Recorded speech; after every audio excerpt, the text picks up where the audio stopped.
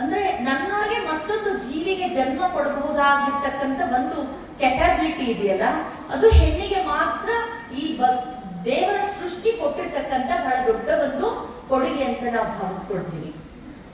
ನನ್ನ ಓದುಗಳು, ನನ್ನ ಪಾಠಗಳು, ನಾನು ತಿಳ್ಕೊಂಡಿರೋ ಹಾಗೆ ಪ್ರತಿ ಹೆಣ್ಮಕ್ಳು ಅಂದ್ರೆ ನಾವು ಡಿಯೋಲ್ ಆಗಿರ್ತೀವಿ, ನಾವು ಒಂದೊಂದು ಕಾರಣಗಳಿಗಾಗಿ.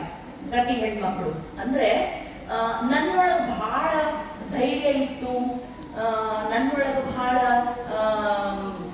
ಜೋರಾಗಿ ಮಾತಾಡೋದಿತ್ತು, ಅಥವಾ ನಾನು ಇಂಡಿವಿಜುವಲ್ ಆಗಿ ಎಲ್ಲವನ್ನ ಹ್ಯಾಂಡಲ್ ಮಾಡಬಹುದೇ ಅನ್ನೋ ಒಂದು ತಾಕತ್ತು ನನ್ನೊಳಗೆ ಇತ್ತಂದ್ರ ಬಹಳಷ್ಟು ಜನ ಹೆಣ್ಮಕ್ಳನ್ನ, ನಾವೆಲ್ಲ ಒಂದು ಗ್ರಾಮೀಣ ಭಾಗದಿಂದ ಬಂದವ್ರು ಇದ್ದೀರಿ ಇಲ್ಲಿ ಸ್ವಲ್ಪ ಜನ, ನಂತರ ನಗರ ಪ್ರದೇಶದಲ್ಲಿ ಓದ್ದವ್ರು ಇದ್ದೀರಿ. ಒಂದು ಕಾಮನ್ ಸೇಸ್ ಅದ ಏನಪ್ಪಾ ಅಂದ್ರ ಬಹಳ ಜೋರ್ ಇದ್ದಂತ ಹೆಣ್ಮಕ್ಳಂದ್ರ ಗಂಡವೀರಿ ಇದ್ದಂಗ ಅದಾಳಕ್ಕಿ ಅಂತ ಹೇಳ್ತಾರೆ. ಇದು ಕಾಮನ್ ಅಲ್ವಾ, ಗಂಡವೀರಿ ಇದ್ದಂಗ ಇದ್ದಾಳೆ ಅಂತ ಹೇಳಿ. ಸೇಮ್ ಅಟ್ ಎ ಟೈಮ್ ನಾವು ನಮ್ಮ ಅಪ್ಪನೊಳಗೆ ಏನ್ ಕಾಣ್ತೀವಿ ಅಂತಂದ್ರ ಒಂದ್ ಹೆಣ್ಕರಳ ಐತಿ ಅಂತ ಅನ್ಕೊಳ್ತೀವಿ. ಆಲ್ವೇಸ್ ಫಾದರ್ ಹೆಂಗ್ ಟ್ರೀಟ್ ಮಾಡ್ತಾನ, ನಮ್ಮ ಮದರ್ಗಿಂತ ಜಾಸ್ತಿ ಒಂದು ಪ್ರೀತಿ ನಮ್ಗ ಅಪ್ಪ ಕೊಟ್ಟಿರ್ತಾನೆ ಅಲ್ವಾ. ಅಂದ್ರೆ ಗಂಡ್ ಮಕ್ಳಲ್ಲಿ ಯಾವಾಗ್ಲೂ ಒಂದು ಹೆಣ್ಕರಳು ಅಂತ ಇರುತ್ತೆ.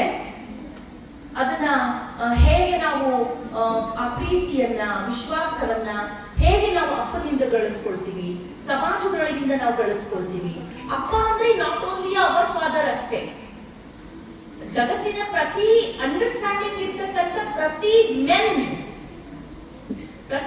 ಒಳಗೂ ಕೂಡ ಬಹಳ ಸಂದರ್ಭದೊಳಗೆ ಹೇಳ್ತಿರ್ತೀವಿ. ಆಫ್ಟರ್ 60s, ಆಫ್ಟರ್ 70s ಏನಾಗತ್ತೆ ಅಂದ್ರೆ ಒಬ್ಬ ಹೆಂಡತಿಗೆ ಆಕೆ ಗಂಡನೇ ಆಕೆ ಮಗು ಆಗ್ಬಿಡ್ತಾನೆ.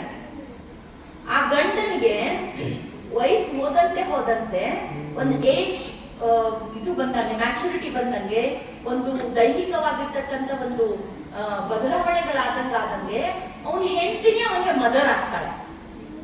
ಇದು ನಮ್ಮ ಭಾರತೀಯ ಸಂಸ್ಕೃತಿ ಸಂಪ್ರದಾಯವನ್ನ ಹೊರತುಪಡಿಸಿ ಜಗತ್ತಿನ ಎಲ್ಲಾ ರಾಷ್ಟ್ರಗಳಲ್ಲಿನೂ ಕೂಡ ಇಂಥ ಒಂದು ಬಾಂಡಿಂಗ್ ಇರ್ತಕ್ಕಂಥದ್ದನ್ನ ನಾವು ಗುರುತಿಸ್ಕೊಳ್ತೀವಿ.